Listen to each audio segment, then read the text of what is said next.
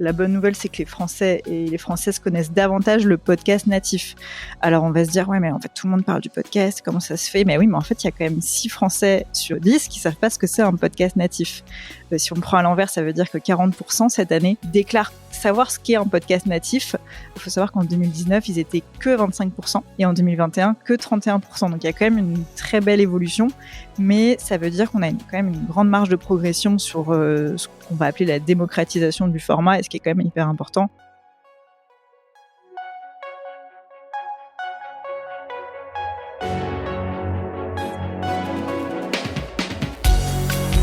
Bienvenue dans Mediarama, le podcast du futur des médias. Je suis François Desfossés et chaque semaine, je rencontre des entrepreneurs, des têtes penseuses et des experts de la galaxie média. Ce podcast est proposé par Cosa Vostra, agence de conseil tech et créative. Retrouvez-nous sur cosavostra.com.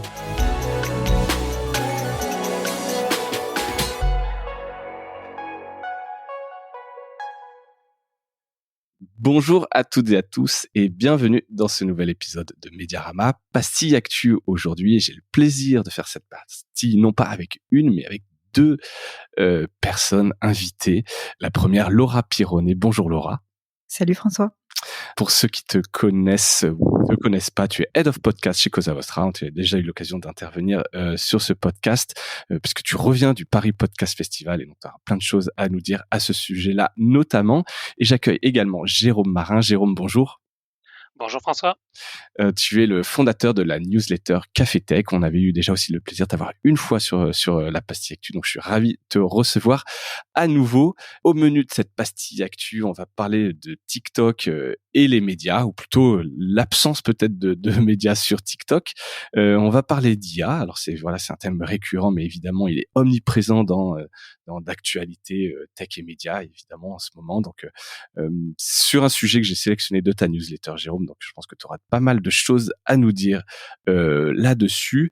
Et puis, des petites news avec notamment, on parlera pas mal de Netflix qui se lance dans l'événementiel, puis de l'arrivée maintes fois reportée, mais a priori, cette fois, c'est la bonne, l'arrivée de HBO Max, qui d'ailleurs se rebaptise Max au passage, qui devrait arriver en France en 2024. Mais comme je l'ai dit, je vais d'abord laisser la parole à Laura. Tu reviens, t'as eu le temps un peu, t'as passé le week-end. C'était la semaine dernière, en fin de semaine, le podcast Paris Festival qui se tient à la Gaîté Lyrique. Et donc pour la 5e année, c'est ça, je veux pas dire de bêtises, la 5e édition, ils sortent une grande étude, un baromètre, les Français, et le podcast natif. C'est donc un baromètre fait par le CSA et Avas Paris à l'occasion de ce festival. Est-ce que tu peux nous en dire un petit peu plus? Qu'est-ce que tu as vu d'intéressant dans cette étude et peut-être aussi à ce festival pour cette déjà 5e année? Est-ce que c'est l'année de la maturité? Ouais. Donc oui, le Paris Podcast Festival s'est tenu cette année le vendredi 13 octobre. Donc j'en reviens en effet juste. Et donc chaque année, ils éditent et présentaient à cette occasion une étude qui analyse un petit peu le podcast natif, l'écoute, les auditeurs, qui elles sont, les usages d'écoute et aussi les marques et le podcast généralement. Et donc cette année, ils ont interrogé 1018 personnes, dont 218 auditeurs et auditrices hebdomadaires. Et c'est important puisque c'est surtout sur cet échantillon-là que se basent les chiffres que je vais vous présenter. Et donc cette année, qu'est-ce que j'en retiens? Puisque je vais pas non plus tout vous raconter, sinon ça serait un petit peu long. Il y a beaucoup de chiffres effectivement dans l'étude. Ouais. Tu mettras un lien vers l'étude, elle est publique, on peut la voir. Mais là, l'idée, c'est d'avoir un peu les grandes tendances. Après 5e année, on commence à avoir un petit peu de recul sur cette industrie. Ouais. Ce qu'on peut noter déjà, c'est que la bonne nouvelle, c'est que les Français et les Françaises connaissent davantage le podcast natif. Alors, on va se dire, ouais, mais en fait, tout le monde parle du podcast, comment ça se fait? Mais oui, mais en fait, il y a quand même 6 Français sur 10 qui savent pas ce que c'est un podcast natif. Si on prend à l'envers, ça veut dire que 40% cette année déclarent savoir ce qu'est un podcast natif. Je dis 40%, donc on est en 2023. Il faut savoir qu'en 2019, ils étaient que 25%. Et en 2021, que 31%. Donc, il y a quand même une très belle évolution, mais ça veut dire qu'on a quand même une grande marge de progression sur ce qu'on va appeler la démocratisation du format, et ce qui est quand même hyper important. Et est-ce qu'il n'y a pas des gens, mais qui écoutent des podcasts natifs sans savoir ce que c'est? Est-ce que là, c'est un peu une bataille sur l'étymologie ou enfin ce que c'est précisément, non? Je pense pas alors je pense qu'il y a aussi éventuellement une confusion entre ce que c'est un podcast natif et un podcast replay par rapport aux médias qui diffusent sur les plateformes également leurs émissions qui sont diffusées en live. Après, le podcast, ce qui est particulier, c'est que tu peux pas tomber dessus par hasard. Tu peux pas avoir ton appli Apple Podcast qui se lance toute seule et qui te lance une émission comme ça. C'est pas comme de la radio où tu peux tomber beaucoup plus facilement sur une émission et te dire tiens, c'est intéressant, je laisse. En fait, là, le podcast, il y a une démarche et c'est ça qui est compliqué. Et en fait, ce qui est intéressant, c'est que parmi les principales raisons pour lesquelles les personnes qui sont interrogées dans cette étude qui disent qu'elles n'écoutent pas de podcast, en premier, il y a je ne sais pas ce que c'est à 26%. Et alors, c'est beaucoup moins représentatif, mais à 8%, c'est je sais pas comment on fait. Parce qu'en fait, faut avoir une application de podcast. Alors, bien évidemment, on peut aussi en écouter sur Internet, sur ton ordinateur portable ou sur une tablette même, mais l'usage, c'est surtout sur smartphone. Et il faut que tu aies ton application. Donc déjà, quelle application? Il faut le savoir. Comment est-ce que je tombe dessus? Comment je vais chercher? Et bon, après, normalement, la lecture, c'est plutôt naturel, mais les usages, le fait de télécharger, de t'abonner, c'est pas forcément hyper intuitif, je pense, pour tout le monde. Et ça, faut pas trop l'oublier. Ouais. Et ça reste un public quand même très de niche, il le rappelle chaque année. Et là, on est sur un public très urbain, à 50%, c'est des gens qui vivent en centre-ville, très connectés. La moyenne d'âge, c'est 36 ans. C'était un peu moins chaque année, mais je pense que c'est juste que les personnes vieillissent au fur et à mesure, tout simplement. En même temps que l'étude. Voilà, en même temps que l'étude. Et ce qui est intéressant, et je pense que ça fera plaisir à nos amis des médias, c'est que la deuxième raison pour laquelle les gens déclarent ne pas écouter de podcast, c'est parce qu'ils écoutent la radio. Voilà, à 23%. Donc ça devrait quand même leur faire plaisir. Le podcast ne prend pas non plus la place de la radio. D'accord. Et intéressant aussi, c'est que le nombre d'auditeurs de podcasts, d'auditeurs et d'auditrices, il augmente. Cette année, on a 37% d'auditeurs versus 22% en 2019 et 33% en 2021. Et en fait, ce qui s'était passé l'année dernière, en 2022, c'est que l'étude avait montré qu'on était plutôt en phase de stagnation. Et donc, tout le monde avait un peu peur que le podcast ait fini, en fait, sa grande ascendance. Et non, bon, finalement, on repart quand même a priori à la hausse. On continue de conquérir de nouveaux auditeurs et de nouvelles auditrices. Voilà, donc c'était un peu. Donc ça, c'est plutôt positif parce qu'effectivement, on en a même déjà parlé un peu. C'était la baisse des investissements après l'espèce de folie, notamment des plateformes, Spotify qui avait investi massivement. Je crois que c'était plus d'1 milliard en tout entre les rachats de prod, de techno. On avait l'impression que ça stagnait. Donc là, l'étude montre que c'est les écoutes, en tout cas, les auditeurs sont nombre encore en d'auditeurs, croissance. ouais. Ce qui veut pas dire que le business derrière la monétisation est simple et repart à la hausse, mais en tout Oui, cas, ça on dépend aussi de la ne stagne consommation. pas. Ouais. Ouais, Ça stagne est-ce pas qu'une sur le bassin personne écoute d'audience. un podcast, 2 podcasts, parce qu'elle en écoute plus? Est-ce qu'elle va les faire découvrir aussi? Après, il y a plein de phénomènes et en effet, là, ils présentent pas les écoutes, c'est vraiment le nombre d'auditeurs et d'auditrices. Par contre, pour du coup, bonne transition, le nombre, la consommation de podcasts des auditeurs et auditrices hebdo a augmenté. C'est-à-dire que pour une personne qui dit écouter du podcast plus d'une fois par semaine, sa consommation dans la semaine a augmenté, ou ils ont envie d'augmenter. Cette année, c'est 73% d'auditeurs qui ont augmenté leur consommation cette année versus 69% en 2022. Donc ça a augmenté quand même de quelques points. Et ça, c'est quand même une bonne nouvelle parce que pour moi, ça veut dire que le podcast devient quand même une habitude. Parce qu'au début, tu peux découvrir du podcast, mais juste te dire que tu y vas très occasionnellement. Et pour que ça devienne vraiment un usage, c'est à quel moment de la journée ou de ma semaine, en fait, je vais l'écouter. Est-ce que je fais du sport 3 fois par semaine, donc je vais écouter 3 fois par semaine du podcast, ou est-ce que c'est quand je prends les transports que je vais écouter du podcast? Donc ça, pour moi, c'est une bonne nouvelle parce que ça veut dire que ça s'inscrit aussi dans les usages. Ouais, on a trouvé les rendez-vous. Ouais. Bah, en fait, là, donc les chiffres sont toujours à peu près les mêmes, même si ça peut augmenter. Mais en gros, le podcast, il s'écoute beaucoup en mobilité. À 84% pour les gens, c'est en mobilité, donc quand on se déplace. Et aussi à 82% en simultané d'une autre activité. Et ça, c'est aussi ce qui différencie le podcast par rapport à plein d'autres médias. On peut pas faire du repassage et lire en même temps ton article, ou alors faut vraiment être plutôt doué pour faire deux choses à la fois. Et ce qui, donc en simultané avec cette consommation qui augmente, c'est la durée d'écoute aussi qui augmente, et ça c'est hyper intéressant et plutôt bénéfique pour nous, en tout cas chez Cosa Vostra. Les habitudes ont l'air de s'installer puisque selon l'étude, plus de 27% écoutent des épisodes entre 30 et 60 minutes. Et c'est une belle évolution parce qu'on avait quand même moins d'auditeurs et d'auditrices avant qui écoutaient autant. En fait, généralement avant, on nous disait la moitié des auditeurs écoutent plus de 15 minutes, moins de 15 minutes. Bon, à moins de 15 minutes, c'est quand même une partie des podcasts, mais il y a quand même beaucoup de podcasts aujourd'hui, du moins en France, qui sont plutôt autour de 30 minutes, voire plus, jusqu'à 1 heure. Donc ça, c'est aussi une bonne nouvelle de manière globale, parce que ça permet aussi de découvrir d'autres types de formats et de toucher plus de monde. Et Effectivement, chez Cosa Vostra, le podcast long, on connaît ça. oui. Petit clin d'œil à Mathieu Stéphanie qui doit un peu tirer la moyenne vers le haut Ouais.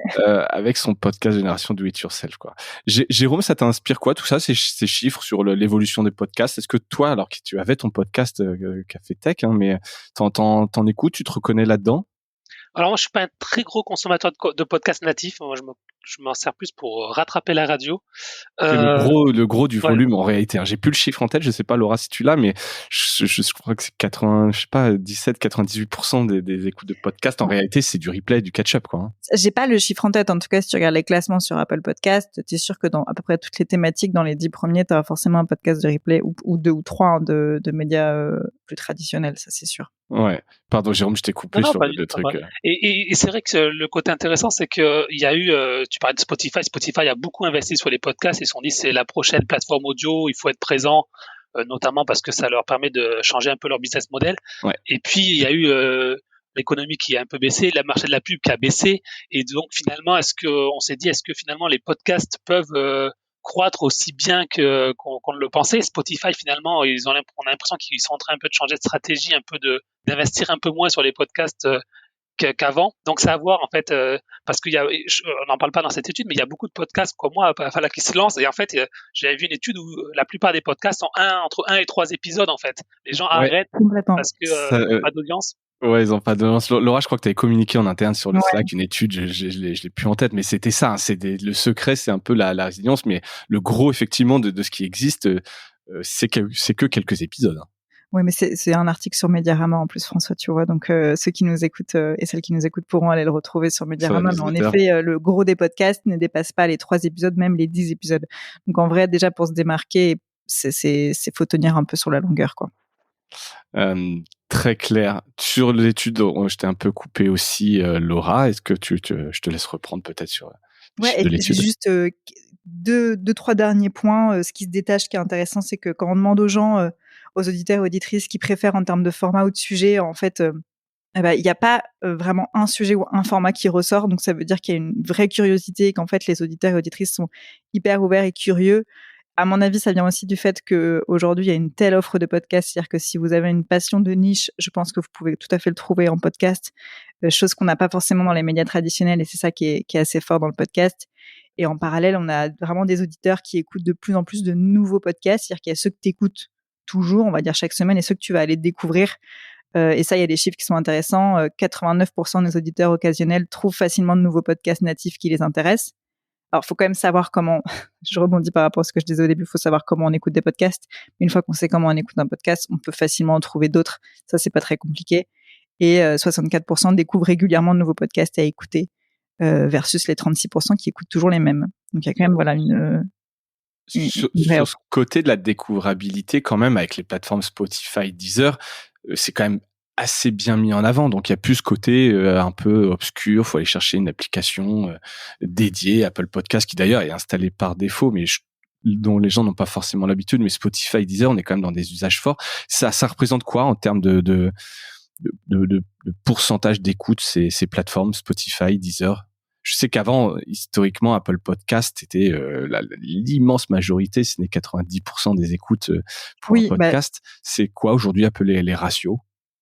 J'ai pas le ratio exact en tête. Je l'aurai éventuellement pour la France. C'est Acast qui publie un baromètre très régulièrement qui classe l'ordre. Mais en gros, l'ordre c'est toujours le même. Aujourd'hui, c'est Apple, Spotify, et Google qui était pas loin derrière, mais Google Podcast va disparaître en 2024. Pour information, c'était annoncé, mais on n'avait pas encore trop la date. On ne l'a pas exactement, mais ça va disparaître donc en 2024 pour basculer en fait sur YouTube. Mais on est plutôt dans cet ordre-là. Donc Spotify a quand même bien pris de l'avance. Donc aujourd'hui, je sais pas si on est tout à fait on sera pas à 50-50 parce qu'il y a les autres, mais quand même Spotify a bien rattrapé. Je pense pas qu'il ait dépassé Apple. Jérôme, tu as l'air de vouloir dire quelque chose là-dessus. Tu as des chiffres ou tu voulais un peu compléter? Alors, je peux dire juste, j'ai pas les chiffres en France, mais je sais qu'aux États-Unis, Spotify est passé devant Apple en termes de consommation de podcasts. C'est la première plateforme de podcast. Ça s'explique parce qu'ils ont beaucoup investi. Ils ont des choses, par exemple, Joe Rogan Oui, le show qu'ils avaient racheté. Voilà, donc ils ont des shows exclusifs, des émissions exclusives sur Spotify, donc ils sont devenus la première plateforme aux États-Unis en termes de podcast devant Apple. D'accord, donc ça c'est quand même un sacré milestone, hein, parce que fallait les détrôner, ce qui prouve quand même, après effectivement je connais pas leur chiffre dans le détail, que c'est quand même une stratégie gagnante. Ils ont investi, ils deviennent la première plateforme, ça veut dire quand même qu'il doit y avoir un sacré nombre d'heures Ouais. passées sur ces programmes-là. Après Elle c'est des programmes qu'ils ont payés, donc je sais pas en termes de ROI versus. Elle est gagnante en termes d'écoute, en termes de volume. Par contre, en termes de pertes, ils perdent beaucoup d'argent en fait sur ça. Donc pour l'instant, ils n'ont pas encore monétisé les podcasts de manière suffisante pour rentabiliser tous leurs investissements.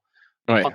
Et c'est pour ça qu'ils investissent un peu moins, parce qu'ils essaient de limiter leurs pertes globales, et donc ils investissent un peu moins sur les podcasts parce qu'ils n'ont pas encore trouvé la bonne formule. Ouais, il y en a plein qui se sont arrêtés aussi, hein, on a vu, ou qui ont vraiment pas duré longtemps. C'est le couple Harry et Meghan qui avait ça avait fait une énorme annonce, et en fait finalement ils ont arrêté de travailler avec Spotify. Enfin, il y a quand même pas mal de programmes qui doivent coûter extrêmement cher et qui finalement s'arrêtent après très peu d'épisodes au final. Faut espérer qu'en devenant la première plateforme, grâce à la découvrabilité, les gens écoutent des podcasts juste qui sont syndiqués, donc sur lesquels ces plateformes ne payent rien, et puis que ça les aide à rentabiliser un peu l'investissement, quoi. Mais quand on voit L'heure du monde, donc créé par Le Monde, qui était uniquement sur Spotify, finalement, on n'est plus disponible uniquement sur Spotify, donc maintenant sur toutes les plateformes, et tout de suite, ils ont grimpé. En fait, ils sont arrivés, je crois, en top 1 ou 2 des plateformes d'écoute, dont Apple. En fait, mine de rien, là, on a une stratégie inverse, de finalement retourner sur toutes les plateformes.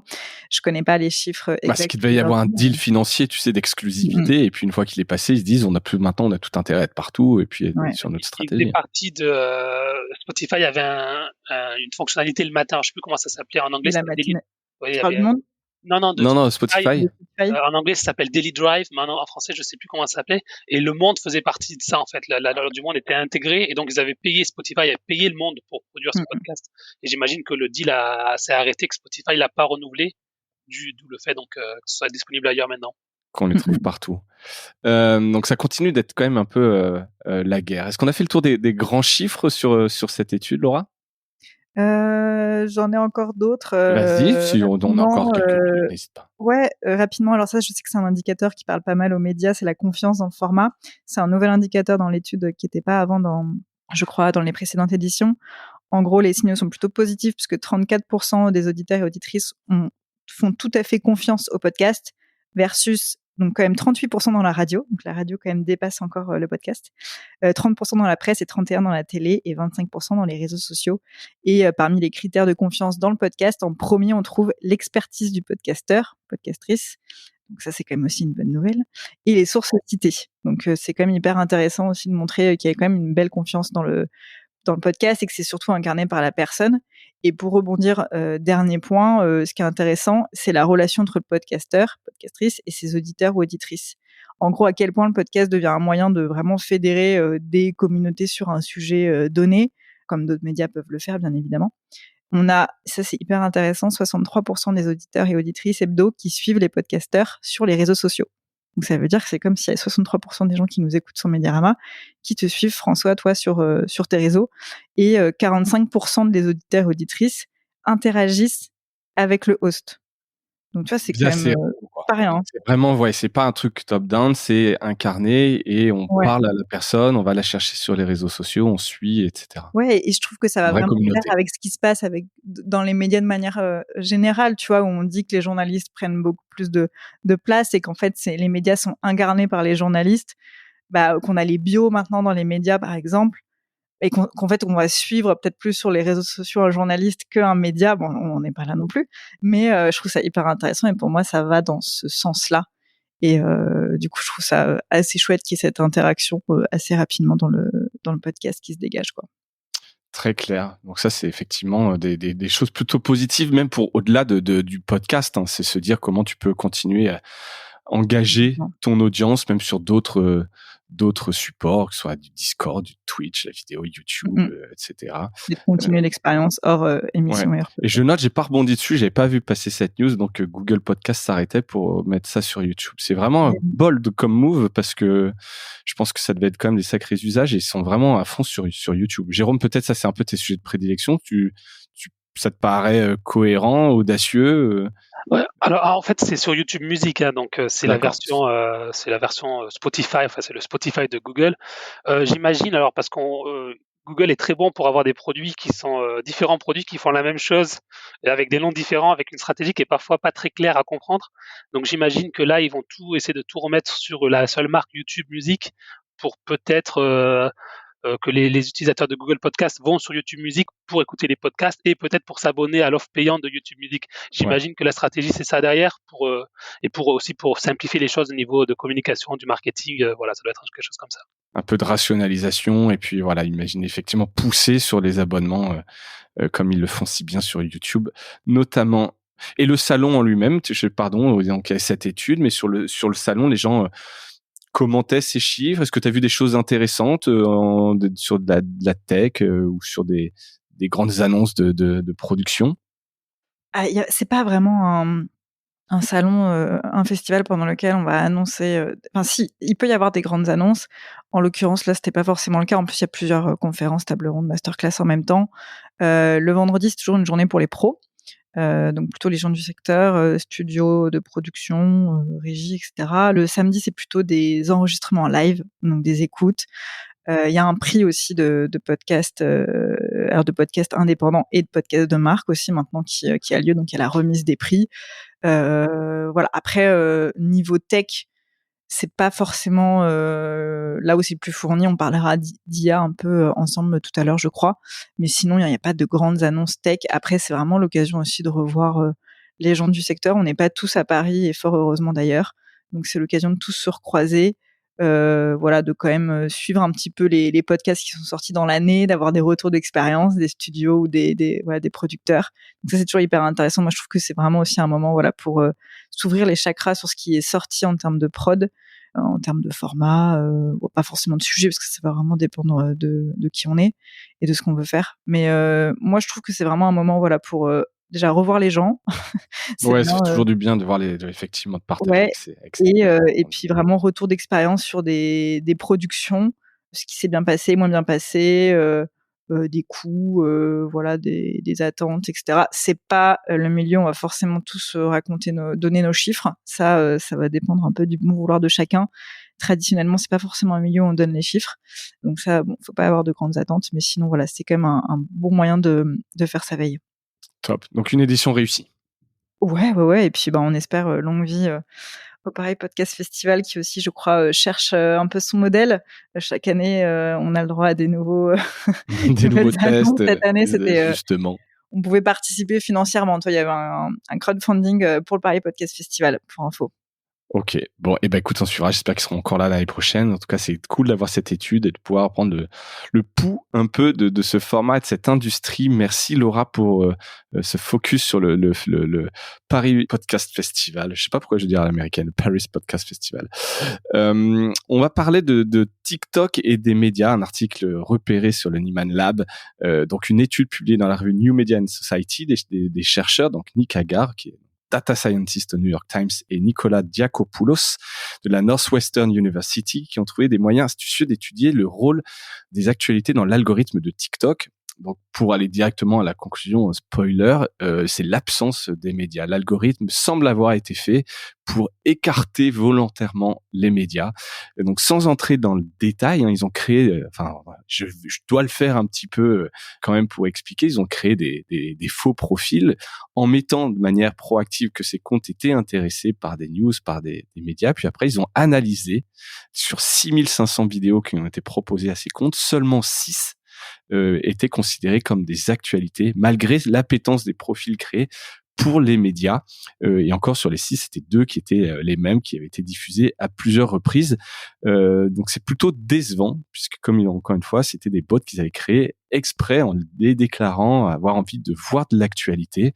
Et donc l'algorithme de la page pour vous, qui est censé vraiment coller, matcher à ce que vous avez déclaré comme centre d'intérêt, il y a aucun contenu d'actualité. Donc ça, c'est un peu surprenant, et surtout quand on met en parallèle une étude du Pew Research qui date de septembre dernier, qui évoque qu'un quart des Américains déclarent s'informer sur TikTok.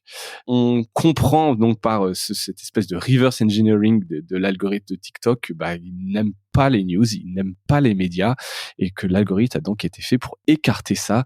Jérôme, qu'est-ce que tu en penses? Est-ce que ça te surprend cette étude? Est-ce que sur la méthodologie, les résultats, t'as appris des choses? Alors, surprend peut-être pas. Après, c'est vrai que les résultats sont assez Violents, hein, quand voilà, même. exactement.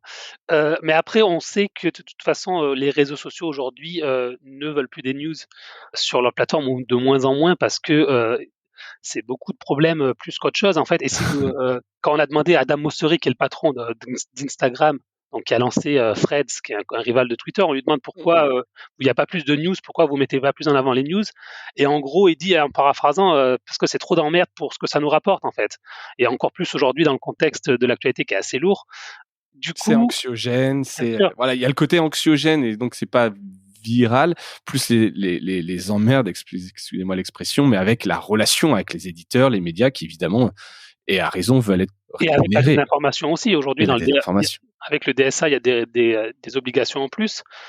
Et en plus, ce que dit Facebook, ce que dit Meta, c'est que finalement, la consommation de news, c'est pas grand-chose en fait sur la plateforme, et que les gens vont pas forcément sur TikTok ou sur Facebook ou pour s'informer au Instagram. Donc ouais, donc ça m'étonne pas trop. Et ça s'inscrit dans une logique qui est un peu, si on veut être un peu cynique, ça reprend ce que disait Patrick Lelay dans les années 90. Et voilà, on vend du temps de cerveau disponible, et pour que le temps de cerveau disponible soit le plus efficace possible pour consommer, eh bien, il faut des news le plus intéressants, enfin des contenus le moins anxiogènes, et donc Ouais. pas de news. Voilà. Et sur le paradoxe entre un quart des Américains s'informent sur TikTok et il n'y a pas de news, je pense que ça vient aussi du fait de la définition de s'informer en fait. Nous, en tant que journalistes ou en tant que de consommateurs de l'info, on va dire s'informer, c'est de savoir ce qui se passe au niveau politique, savoir ce qui se passe à l'international, au niveau économique, des choses comme ça. Pour les gens qui sont sur TikTok, s'informer, c'est de savoir quelles sont les dernières frasques d'un influenceur. C'est Ouais, c'est plus de l'infotainment ou ouais, ouais. Donc c'est pour pas eux, l'info IPG comme pure hard news. voilà, donc ça reste voilà, ils s'informent quand même sur ce qui se passe, sur les mèmes qui sont les plus intéressants, sur les challenges sur TikTok, mais c'est pas de l'info au sens info, voilà, news Ouais, comme on l'entend. politique générale. Ouais, ça c'est terrible. Donc ça, oui, t'as raison. Faudrait savoir effectivement quand on dit les gens, on s'informe, qu'est-ce que ça veut dire s'informer?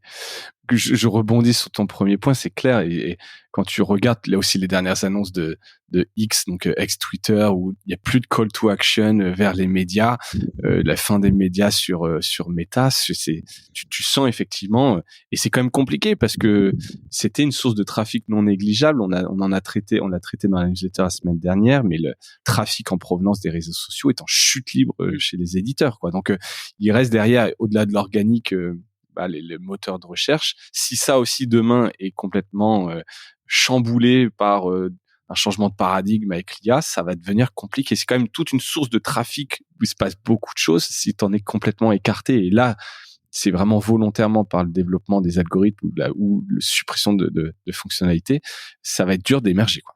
Et en fait, on est revenu une bonne dizaine d'années en arrière, où quand la première source de trafic pour les sites internet, c'était Google en fait. Ouais. Google et Google News. Facebook est arrivé, on a eu l'émergence de BuzzFeed et tous les sites à la BuzzFeed où ils n'étaient pas centrés sur le SEO, pas centrés sur le moteur de recherche, mais centrés justement sur le Sur le social. social. Et quand Facebook a changé un peu ses algorithmes, ces sites se sont écroulés. Et donc aujourd'hui, les sites de news, j'en parlais récemment avec le patron du Huffington Post en France, qui disait que voilà, Google, c'est la très très grande majorité du trafic, donc Google et Google News et Google Discover aussi qui Ouais. maintenant existe. Et donc on revient un peu en arrière où c'est Google qui est le plus important. Et les réseaux sociaux, et Twitter n'a jamais vraiment en fait Twitter ça n'a jamais apporté grand chose en termes de trafic. C'est plus c'est un truc de journaliste, beaucoup de Twitter je pense aussi, un truc de conversation. Mais c'est vrai que sur le fait qu'ils enlèvent les liens, déjà je trouve que ça complique totalement l'interface. On comprend plus ce qui est un lien, ce qui est pas un lien. Les messages en plus sont pas prévus, parce que généralement quand on met un lien, on met un message sans mettre le lien de l'article pour juste commenter l'article. Mais comme on voit plus le lien de l'article, on sait plus trop à quoi le commentaire fait référence. Ouais. Mais bon, ça m'étonne pas de X. Et en fait, l'idée d'Elon Musk, c'est vraiment que les gens ne partent plus, en fait, comme sur LinkedIn. Aujourd'hui, sur LinkedIn, si vous mettez des liens extérieurs, l'algorithme vous Pénalise pénalise très fortement. exactement. Ouais, Et ils veulent donc, vraiment rester dans l'environnement. Tout est fait là-dessus. Et d'ailleurs, tu as raison, sur X, ça n'a jamais été une grande source. Je regardais, mais j'ai vu passer il y a quelques jours un article, je sais plus quel média disait qu'ils ont quitté X et que en fait, bah, ça n'a absolument eu aucun impact sur leur trafic. je crois que c'était NPR. C'était NPR, exactement, la radio publique américaine. Effectivement, voilà. Donc ça. Et attention, tu as raison, c'est qu'on a des biais, hein, parce que dans le microcosme des médias X, donc ex-Twitter, c'est important et il se passe plein de choses. Mais dans les faits, quand on parle là des vraies audiences, les vrais lecteurs, auditeurs, etc., bah en fait voilà, c'est pas, il n'y a pas énormément de trafic là-dessus pour les médias. Donc c'est bien d'y être de termes en B2B, en pro, peut-être pour faire du sourcing et puis tenir au courant peut-être les collègues, nos pairs, PIRS de ce qu'on fait. Mais effectivement, c'est pas là qu'on va chercher des audiences. Ouais. Et juste quand j'étais à San Francisco, donc je travaillais pour Le Monde, j'écrivais souvent sur Twitter, et je peux dire les articles ne marchaient pas du tout, quoi. C'était vraiment mes chefs qui étaient intéressés par Twitter parce que Ouais, c'était des voilà, c'est journalistes ça. et parce que C'est ils exactement ça. s'occupaient de Twitter. Mais l'audience, voilà, c'est pas un sujet très principal. Aujourd'hui, on en parle plus parce qu'il y a Musk, mais à part ça, c'est Twitter, c'est très minime en fait, c'est très petit. C'est ça, c'est assez marrant. Par contre, pour revenir à la news de départ, TikTok, là, c'est massif, il y a des volumes de dingue et c'est quand même vraiment dommage quelque part qu'il y ait si peu d'exposition des médias. Alors, il y a quelques initiatives hein, dans l'article du Newman Lab, il cite des initiatives où il y a de la rémunération pour certains éditeurs, certains partenariats, mais ça reste vraiment très épisodique et on sent que globalement, ça fait pas du tout partie de la stratégie Après, de contenu. Après, il faut voir aussi la stratégie des médias en fait. Est-ce que les médias, ce que font les médias traditionnels sur TikTok, est-ce qu'ils font des contenus qui sont spécifiques à TikTok, qui sont adaptés à l'audience ou pas? Parce que ça peut jouer aussi le fait que si les contenus sont pas assez bons, pas assez adaptés à ce que les gens de TikTok recherchent, ben il n'y a pas d'engagement, donc l'algorithme ne va pas les remonter. Donc ça, c'est aussi à voir.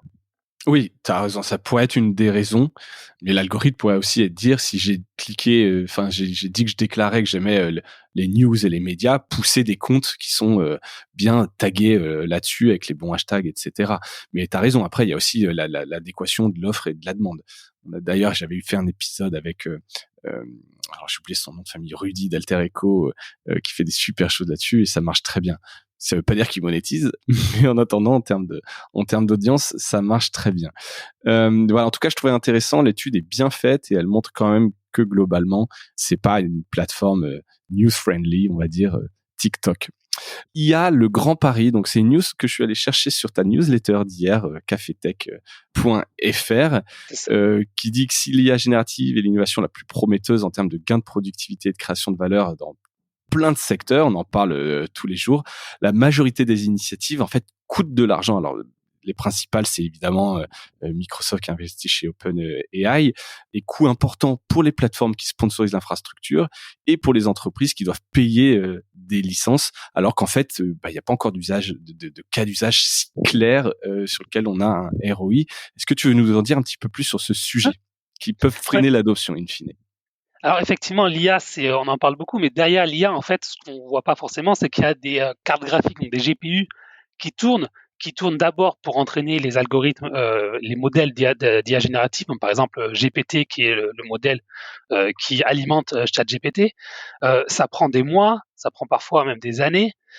C'est des machines qui coûtent très cher, où il y a, alors par exemple, la machine qui a été utilisée par Microsoft pour entraîner GPT 3.5, elle coûtait environ 100 millions de dollars. Voilà, donc il y avait faut pas imaginer une machine, un ordinateur comme on a. C'est des data centers en fait. C'est des data centers avec des énormes cartes graphiques. Voilà. Dans cette machine, il y avait 10 000 cartes graphiques qui sont vendues 10 000 euros pièce, 10 000 $ pièce. Donc ça fait 100 millions de dollars. Après, elle est utilisée pour autre chose. Hein. C'est pas juste pour OpenAI, mais donc déjà il y a ce coût de l'entraînement, et puis après il y a surtout le coût, ce qu'on appelle l'inférence. L'inférence, c'est quand je vais sur ChatGPT, je pose une question, ChatGPT génère la réponse, et ça c'est l'inférence. Et donc ça aussi, ça nécessite une carte graphique et ça fait des coûts en fait. Et la différence, par exemple, quand je vais chez Google, je demande une question, Google me répond, ça va coûter quelques centimes à Google, voire un peu moins. Quand je vais sur ChatGPT, ça va coûter beaucoup plus cher parce qu'il y a des cartes graphiques qui tournent, il y a du cloud qui tourne derrière pour faire la réponse, pour générer les réponses. Et donc, en fait, ça fait des coûts importants et ça fait surtout qu'il n'y a pas d'économie d'échelle. Quand on a un logiciel, on développe le logiciel, je vends à une personne, à deux, à trois, à 10 000, le coût du logiciel, finalement, il n'augmente pas beaucoup. J'ai un peu de support, mais ça augmente pas beaucoup. Donc, comme j'augmente mon nombre d'utilisateurs, je peux diviser le coût initial par le nombre Ouais. d'utilisateurs et c'est comme ça que je gagne de l'argent. Là, sur l'IA générative, ça marche pas parce qu'il y a ce coût d'inférence, ce coût de fonctionnement qui fait que plus j'ai d'utilisateurs, plus ma Plus ça me facture, elle coûte. augmente. Et par exemple, OpenAI, ils ont perdu 500 millions de dollars l'an dernier. Ils vont perdre encore plus l'année prochaine, enfin cette année, même s'ils ont de plus en plus d'utilisateurs. Aujourd'hui, ils font 100 millions de dollars de chiffre d'affaires par mois, mais ils perdent beaucoup d'argent. Donc voilà, donc il y a ce contexte où on perd de l'argent sur le coût est très élevé. Et donc dans ce cas-là, il y a la solution, c'est de faire des prix très élevés. Donc tu disais quand Microsoft et Google vont lancer des assistants IA pour leur suite bureautique, ça sera 30 dollars par mois et par personne. Ce qui fait un coût élevé, hein, parce que la suite bureautique, c'est chez Google, c'est 6 dollars par mois, ça commence. Chez Microsoft, ça commence à 13 dollars. Donc Ouais, on ouais, est donc c'est vraiment, vraiment un truc très cher. Pour une voilà. entreprise, quand on a des centaines, des milliers de collaborateurs, ça revient très vite très, très, très cher. Et même à ce prix-là, Google ou Microsoft, ils sont pas sûrs de gagner de l'argent en fait, parce que on ne sait pas si le nombre de gens utilisent beaucoup ou pas. Plus les gens vont utiliser ces outils, plus ces outils seront meilleurs, plus les gens vont l'utiliser, plus ils vont coûter cher à Google et à Microsoft. Ouais. Donc là, il y a un Et on va pas caper pour autant l'utilisation pour rester dans les prix, parce que ça devient ouais, un enfer. Donc c'est vrai non, que c'est paradoxal. Plus c'est performant, plus ça coûte cher. Et ouais. moins tu gagnes d'argent. Et donc là, il y a quand même un problème, ou un problème. Enfin, c'est-à-dire qu'il y a beaucoup de services d'IA aujourd'hui qui se développent, qui ont tous des coûts très élevés. Et finalement, tout le monde ne peut pas supporter ces pertes. Et donc, les seuls qui vont pouvoir supporter ces pertes pendant longtemps, c'est les grosses boîtes américaines. C'est du Google, c'est du Microsoft, notamment. Et donc, c'est eux qui vont, s'il n'y a pas de changement rapide, qui vont capter le gros du marché parce que les autres startups pourront pas, en fait, subventionner le coût de l'IA pour leurs clients. Ouais. Donc voilà. Et l'autre point, juste pour finir, où ça peut limiter l'adoption, c'est que quand vous êtes aujourd'hui un développeur d'application, un média par exemple, qui veut créer un chatbot pour répondre à des questions sur l'actualité, par exemple, comme certains le font, on passe par des API. Donc les API, c'est des interfaces de programmation, c'est-à-dire je vais me connecter chez OpenAI, qui est donc la startup qui a créé ChatGPT, je vais utiliser ChatGPT et je vais pouvoir mettre les résultats sur mon chatbot à moi, sur mon application. Et donc ça, c'est payant en fait. Il faut payer, par exemple, ChatGPT pour GPT-4, ils font facture 12 centimes de dollars pour 4000 caractères écrits. Ouais. Donc c'est des coûts qui sont très élevés. Et donc si ces coûts sont élevés, ça veut dire que les développeurs, ils vont devoir les supporter. Si moi je suis un média qui veut faire un chatbot pour l'actualité, est-ce que je vais pouvoir le mettre par exemple sur ma plateforme gratuite ou alors je le réserverai à mes abonnés payants parce que ça va me coûter de l'argent en fait. Et Ouais. donc je vais réfléchir à deux fois à savoir quel est mon investissement, quels sont mes coûts et quel est le retour sur investissement que je vais générer par l'IA. Et donc voilà, donc là ça peut aussi limiter l'adoption parce que ben voilà, on va faire un ROI qui sera pas positif.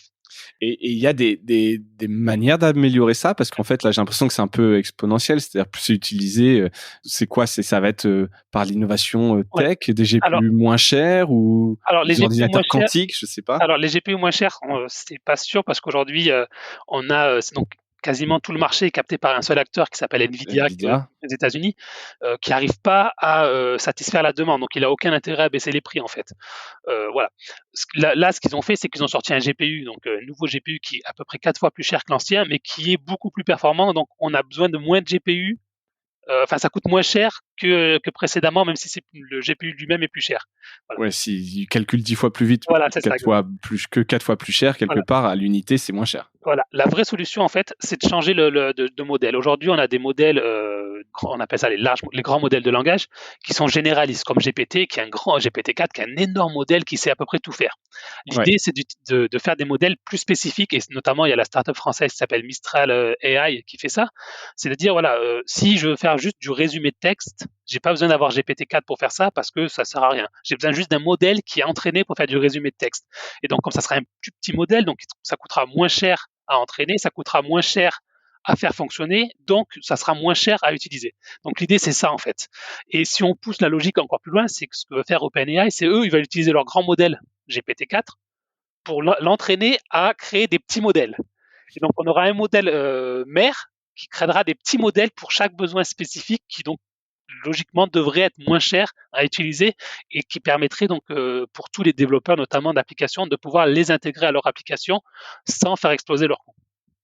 Ok, donc ça c'est effectivement intéressant. C'est un peu allotir et effectivement et pas avoir à faire tourner à chaque fois le modèle mère pour un simple résumé de texte par exemple. Voilà. Euh, Juste une ouais dernière ouais. chose que commence à faire Google notamment, c'est d'avoir des modèles qui sont assez petits. Aujourd'hui, les grands modèles, il faut les faire tourner, ça demande beaucoup de puissance de calcul, donc on les fait tourner dans le cloud. Donc il faut payer à chaque fois qu'on fait tourner, on paye à Microsoft, à Google ou à Amazon. L'idée, c'est d'avoir des modèles plus petits, ces modèles dont je parlais, qui peuvent tourner directement sur ton smartphone ou sur ton ordinateur. C'est-à-dire En qu'il y a local. en local, exactement. Et donc du coup, il n'y a plus de facture cloud. Tout est sur ton ordinateur. Il faudra juste que sur ton smartphone, tu aies une puce qui peut régler ça. Bon, c'est juste un investissement de départ. Mais Ouais. après, il n'y a plus de coût, en fait. Tout est en local. Et donc ça, c'est la prochaine étape aussi pour aider ça. Mais ça, on est encore assez loin de ça.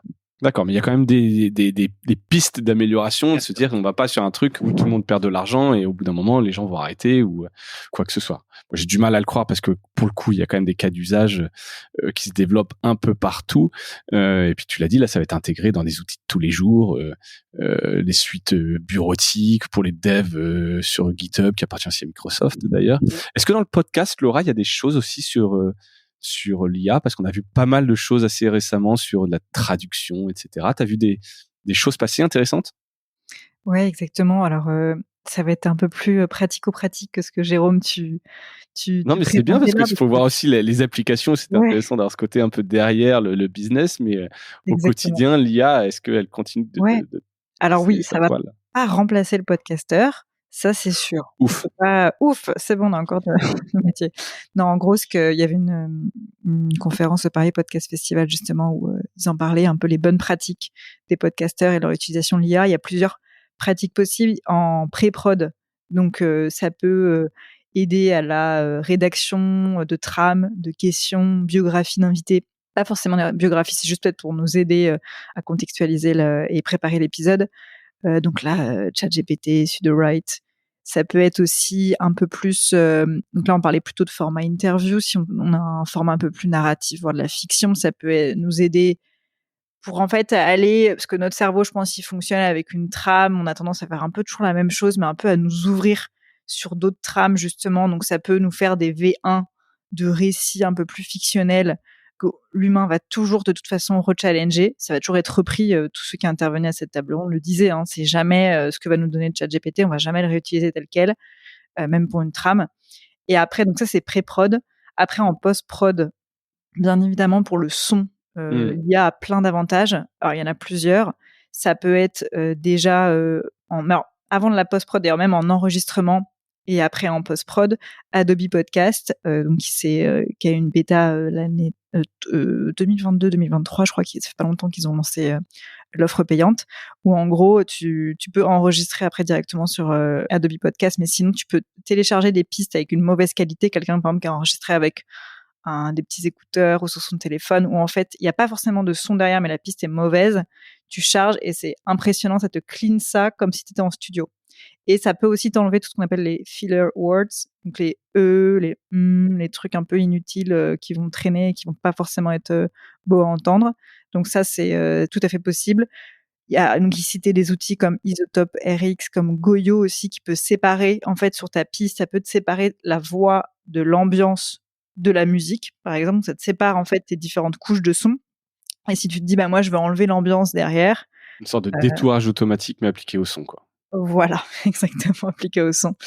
Et après, bien évidemment, ça peut aussi aider pour tout ce qui est visuel qui accompagne les épisodes de podcast, mais dans tous les cas, ce qu'il disait à cette table ronde, et ça semble un peu logique, c'est toujours mieux quand ton visuel master, donc ta cover principale ou ton premier épisode, c'est fait par de l'humain, et qu'après, en fait, tu vas demander en fait à ton outil, alors là, ça peut être Midjourney, ça peut être Adobe Firefly par exemple, de en fait répliquer sur ce style-là. Et en fait, pour aller beaucoup plus vite, parce que on en parlait tout à l'heure, le podcast, le but c'est vraiment de tenir dans la longueur. Et c'est sûr que c'est super de se dire que tu peux avoir un visuel par épisode, mais en fait très concrètement, quand on sort un par semaine, Ouais, et ton enregistrement tu le c'est fais un le budget mardi. dans Ouais, des petits budgets, des petites économies. ouais, et puis C'est de compliqué d'avoir un visuel rapidité. original chaque semaine, quoi. De rapidité. Je pense pas forcément que les auditeurs et auditrices s'en rendent compte sur le podcast parce qu'on se dit que c'est pas de la radio, mais on peut enregistrer le mardi pour diffuser le mardi après ou le mercredi. Donc en fait, ton illustrateur, il est pas forcément disponible tout de suite pour te faire ta cover. Donc en fait, tu as aussi des solutions de rapidité, d'automatisation, carrément.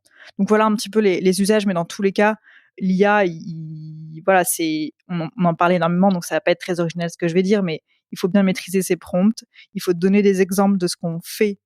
Même si c'est un post de réseaux sociaux et qu'on veut que l'IA nous aide à écrire nos posts, il faut lui montrer un texte qu'on aime bien, qui nous représente bien, et après il va pouvoir s'entraîner sur cette base-là, quoi. Mais voilà. Ok. En tout cas, ça ne remplacera pas le podcaster, ça c'est sûr. Non, non, non. Je dis ça. J'avais noté dans les news. C'est du côté de Meta. Ils ont lancé des avatars basés sur des personnalités. Donc, Jane Austen, l'autrice, qui a son avatar sur Insta, il me semble, et Kendall Jenner, l'influenceuse, qui s'appelle Billy sur Insta. Je sais pas si vous avez vu ça. Donc quelque part, bon, j'ai vu l'article. A priori, les résultats sont pas dingues en termes d'engagement d'audience, mais visuellement, je sais pas si vous avez vu, c'est fou. Hein. On pourrait leur faire enregistrer un podcast. Je pense que pour le coup, je pense qu'il y a du souci à se faire. Je sais pas si vous avez vu passer ça, ça vous a inspiré. Jérôme, tu as vu passer ça. Alors c'est un peu plus léger évidemment que la guerre derrière sur le modèle de l'IA, mais je trouvais ça assez intéressant de pousser un peu ces questions d'avatar, de clonage de voix, etc. Non, mais j'ai vu et enfin j'ai pas testé, donc j'ai pas regardé concrètement ce que ça donnait pour être tout à fait honnête. C'est pas une surprise. Il y a une startup qui s'appelle Character AI qui fait déjà ça aussi. Après, c'est comment on rend l'IA un peu interactive, un peu intéressante pour générer de l'audience sur ces plateformes et pour se différencier d'autres plateformes. Après, je sais pas quel est l'intérêt après finalement, si ça va vraiment marcher au-delà de la curiosité de tester ça. Je crois que c'est la curiosité, et je crois que Meta, voilà, il est un peu dans une guerre d'annonces de nouvelles fonctionnalités sur l'IA. C'est très gadget. Je disais que l'engagement était très mauvais. Il y avait plein de spam dans les commentaires et qu'il y avait peu d'abonnés au final sur ces pages-là, parce qu'effectivement, c'est rigolo. Ça marche bien d'un point de vue tech, mais il n'y a pas forcément beaucoup d'usage. Voilà pour le côté IA. Le dernier un peu de news, je le disais, je parlais un peu de Netflix, parce qu'il y a pas mal de choses sur Netflix. Ils se lancent dans l'événementiel. J'ai vu passer ça, les Netflix House, où on est entre l'expo de Harry Potter, comme il y a un peu en ce moment sur les franchises, et le parc d'attractions et le restaurant. Bref, c'est des lieux où on retrouvera les séries du moment qui marchent bien. On peut acheter, se restaurer. Je trouvais ça assez rigolo. Ils appellent ça des centres de loisirs nouvelle génération. Donc c'est un article que j'ai vu passer sur Bloomberg, et Le Figaro qui l'a repris également. Et je parlais de Netflix, et la deuxième news que j'avais pas du tout vu passer, c'est qu'il y a des jeux maintenant sur Netflix. Donc on sent quand même, on en avait parlé, que ils arrivaient un peu à un plateau, que la concurrence est féroce, hein, c'est la guerre entre les plateformes. Je rappelais une nouvelle plateforme qui va se lancer début d'année en France, HBO Max. Voilà, Netflix qui se diversifie, qui tente des choses. Je sais pas ce que ça donnera. Jérôme, qu'est-ce que t'en penses un peu, toi, de ces Netflix House? Bah en fait, c'est rigolo parce qu'au départ, il y a quelques années, quand Reed Hastings, le patron de Netflix, on lui demandait quelle était la stratégie. Il disait la stratégie, c'est de devenir HBO avant que HBO devienne Netflix. C'est-à-dire, c'était donc créer les contenus originaux, donc House of Cards qui était la première série, et puis toutes les autres, tous les films maintenant qui sont créés. Et aujourd'hui, on a l'impression qu'ils veulent un peu devenir Disney en fait. On a des franchises qui marchent très bien. Et on va notamment à Stranger Things, qui est vraiment, je pense, l'une des plus grosses franchises qu'ils ont aujourd'hui. Et on va les décliner en merchandising, en l'événement. Exactement ce que fait Disney en fait. Disney, ils ont toujours fait ça depuis les années 80. On a des produits dérivés, on a des événements. Netflix le faisait déjà avec Stranger Things. Il y avait déjà le Stranger Things Tour où tu pouvais aller voir les acteurs. Il fallait payer, je crois que c'était assez cher pour pouvoir y aller.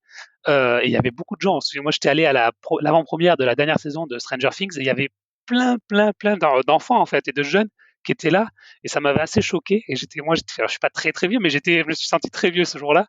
Mais et donc voilà, donc il y a cette idée d'utiliser les séries et les franchises pour les monétiser autrement. Tu l'as dit, il y a un problème de croissance du parc d'abonnés. C'est pour ça qu'ils ont augmenté les prix. C'est pour ça qu'ils se battent contre le partage de comptes pour que les gens s'abonnent au lieu de partager le compte de leurs parents. Et puis il y a une autre chose sur le jeu vidéo. Donc Netflix s'est lancé dans le jeu vidéo il y a à peu près 2 ans. Où donc en fait sur ton application mobile, tu peux télécharger des jeux vidéo. Alors c'était souvent des jeux vidéo. Ils ont déjà aujourd'hui, ils ont 70 jeux vidéo, je crois, sur leur plateforme. C'est des petits jeux, c'est pas des gros jeux, c'est pas du jeu que tu vas pouvoir jouer sur ta console. C'est pas du tiers, voilà. Du triple A, quoi. Mais ce qui est intéressant, donc là, c'est le Wall Street Journal qui disait ça il y a quelques jours, ou c'était hier, je pense, qui vont en fait décliner de plus en plus leurs séries. Donc ils ont quelques jeux vidéo, par exemple sur Stranger Things, il y a un jeu vidéo sur Stranger Things, il y a quelques jeux vidéo sur un jeu d'échecs, notamment sur le Gambit de Dame. Alors je sais plus comment s'appelle la série, pardon. Queen. Enfin, un jeu d'échecs. Oui, oui, bien sûr. Et donc ils vont essayer de faire ça, de réutiliser encore plus leur franchise pour attirer du monde sur leurs jeux vidéo. Ça c'est malin, tu vois. Donc c'est pas genre juste des jeux aléatoires, c'est quand même des jeux en lien avec leur IP, quoi, leur propriété intellectuelle qui vont tirer jusqu'au bout. Donc intéressant quand même. Et puis, je pense qu'ils ont les moyens, ils ont encore la confiance des investisseurs pour aller faire ce genre de justement d'investissement qui doit être lourd, parce que là on parle de lieux en dur, hein. C'est pas des trucs qui ont tourné. Après, il faut voir, je sais pas combien ça va vraiment rapporter en fait. C'est aussi du marketing, c'est aussi de faire parler de la marque, de créer un peu l'événement autour des séries en fait. Imagine que quand il y aura une nouvelle saison d'une série qui va se lancer, il y aura peut-être une exposition, il y aura les télés qui seront là, ça va faire du marketing, il y aura les influenceurs qui viendront, qui vont faire parler des séries en fait. Donc je pense que l'intérêt il est plus là, plus que de ce que ça va rapporter en termes de chiffre d'affaires et en termes de profit. Ouais, c'est des relais, effectivement. L'idée, c'est voilà, de pouvoir avoir ces expos temporaires dans ces lieux qui sont brandés, qui peuvent être des lieux de rendez-vous, tu l'as dit, pour des communiqués de presse, enfin, faire venir des journalistes. C'est plutôt malin. Et puis, je pense que ça, si t'es implanté en centre-ville avec les touristes, etc., ça devient un peu les passages un peu obligés du touriste, aller voir le truc. Peut-être en France, c'est un truc sur Lupin, tu vois. Et on peut tirer vraiment un peu le fil assez lent, tout ça. En tout cas, je trouvais ça assez intéressant. Netflix qui ne se laisse pas faire et qui continue d'investir. Voilà pour la pastille du jour. Je ne sais pas s'il y a d'autres news que vous avez vues dont vous voudriez parler, mais a priori, on était plutôt exhaustif. Laura ? Je te vois réfléchir. Non, on a fait pas mal de tours. Puis une belle place au podcast, ça fait plaisir aussi. Ouais. En tout cas, merci à tous les deux pour votre temps. C'était très cool de vous avoir partagé sur cette pastille qui était bien riche. Je tiens à le dire, allez vous inscrire à la newsletter de Jérôme, cafetech.fr, super newsletter quotidienne. Malheureusement, plus en podcast, on aimait bien. Et il faut se concentrer un peu, les newsletters. Et donc, peut-être sur WhatsApp, on disait ça en préambule. Suivra ça. Un petit mot dessus, peut-être, si tu veux, sur la newsletter.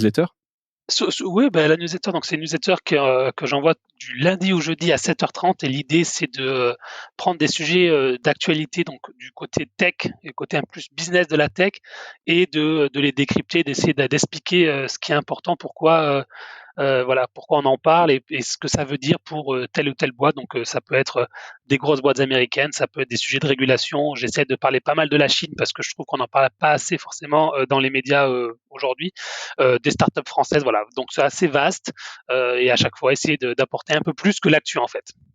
Et c'est très pointu. Je la lis religieusement tous les jours avec un bel article ce matin, notamment sur les smartphones en Chine et la place de Huawei qui reprend la place numéro 1 dans un truc d'élan patriotique. Tu vois, j'ai lu un peu ça ce matin. Et donc, je vous invite vraiment à vous y inscrire et à soutenir. Laura, les podcasts maison, on en a parlé un peu, les podcasts Cosa Vostra, j'en parle régulièrement. Et puis, on peut te suivre aussi, toi, sur LinkedIn.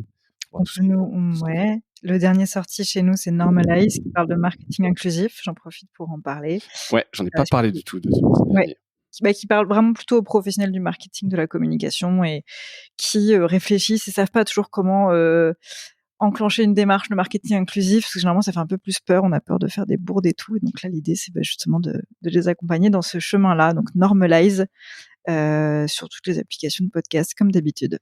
Super. Écoutez, merci tous les deux et merci à toutes et à tous d'avoir écouté cette pastille jusqu'au bout. Et je vous dis à bientôt. Salut. À bientôt.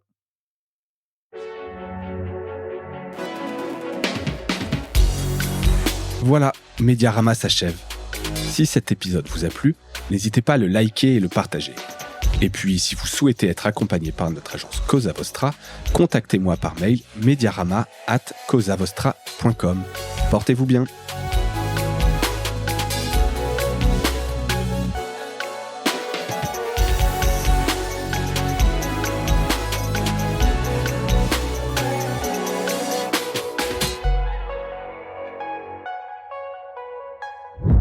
Cosa Vostra.